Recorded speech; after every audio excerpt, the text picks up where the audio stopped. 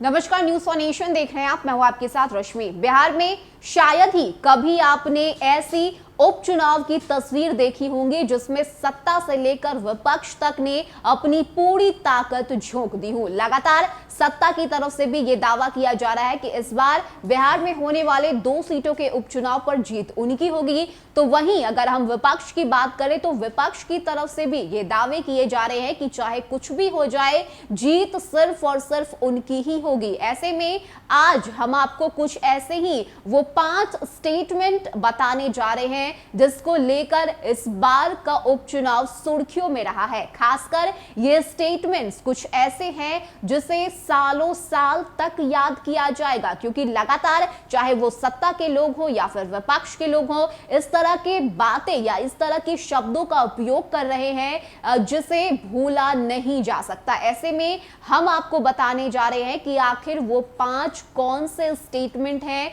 जो आपके दिमाग पर छाए हुए हैं, और खासकर इस बार के उपचुनाव में ये 5 स्टेटमेंट उभर कर सामने आए हैं और राजनीति भी इन्हीं शब्दों पर हुई है। तो हम आपको बता दें कि सबसे पहला शब्द है भगचोनहर, जो कि लालू प्रसाद यादव की तरफ से कहा गया था। बता दें कि आरजेडी सुप्रीमो लालू प्रसाद यादव ने बिहार कांग्रेस प्रभारी भगचरण दास के लिए जिस भगचोनहर शब्द का प्रयोग किया, उसके बाद बिहार की सियासत गर्मा गई और कांग्रेस को लालू यादव के कहे इस शब्द पर इतना ऐतराज हुआ कि मीरा कुमार जैसी वरिष्ठ कांग्रेसी नेता ने यहां तक कह दिया कि लालू जी पर SC/ST एक्ट का केस होना चाहिए। अब हम आपको वो दूसरा शब्द बताने जा रहे हैं जिसको लेकर बिहार की सियासत गर्मा उठी। बता दें कि दूसरा शब्द है विसर्जन। लालू यादव दिल्ली से आए और जब पत्रकारों ने उनसे नीतीश कुमार को लेकर सवाल पूछा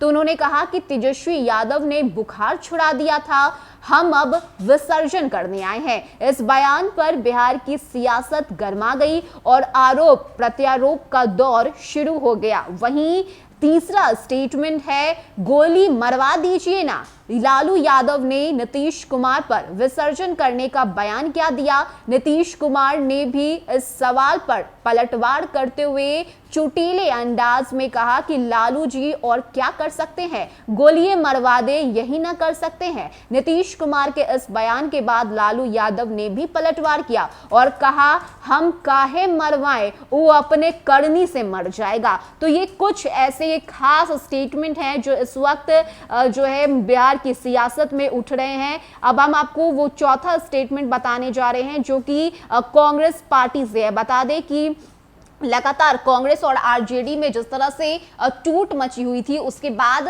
ये राजद की तरफ से कहा गया कि सोनिया गांधी ने लालू प्रसाद यादव को फोन करके बातचीत की है। तो ये जो चौथा स्टेटमेंट है वो यही है कि सोनिया जी से बात हुई है। बता दें कि लालू यादव ने बिहार कांग्रेसियों के बयान पर ज्यादा तवज्जो ना देकर कांग्रेस आलाकमान को ही तवज्जो देने की बात क्या कही। बिहार कांग्रेस के नेताओं को ये बात भी चुभ गई। बात यही नहीं रुकी, लालू यादव ने तारापुर में पहली चुनावी सभा पर जाने से पहले कहा कि सोनिया गांधी से बात हुई है। लालू यादव के इस बयान पर भी बिहार कांग्रेसियों ने लालू यादव के बयान को ही गलत बताना शुरू कर दिया, लेकिन बावजूद इसके लालू यादव ने बिहार कांग्रेसियों को तवज्जो नहीं दिया। वहीं अगर हम 5वें स्टेटमेंट की बात करें तो इसमें यह कहा गया था कि बिहार की राजनीति के भूत हैं लालू यादव, यानी कि जेडीयू के राष्ट्रीय अध्यक्ष ललन सिंह ने भी अपने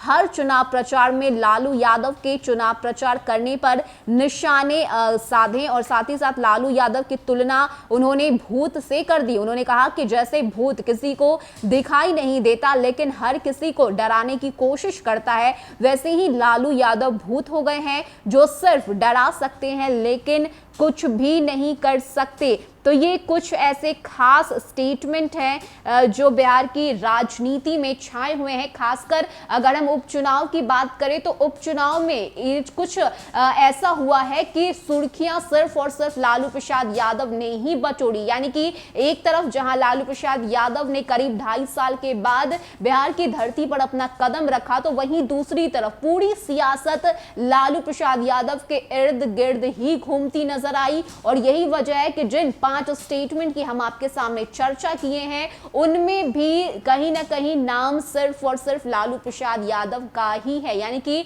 बिहार की सियासत एक तरफ और लालू प्रसाद यादव एक तरफ। और यही वजह है कि हर कोई अपने बयान में या हर कोई अपनी राजनीति को चमकाने के लिए लालू प्रसाद यादव का नाम जरूर लेता है। फिलहाल के लिए इतना ही। ज्यादा अपडेट के लिए आप बने रहिए न्यूज़ फॉर नेशन के साथ। नमस्कार।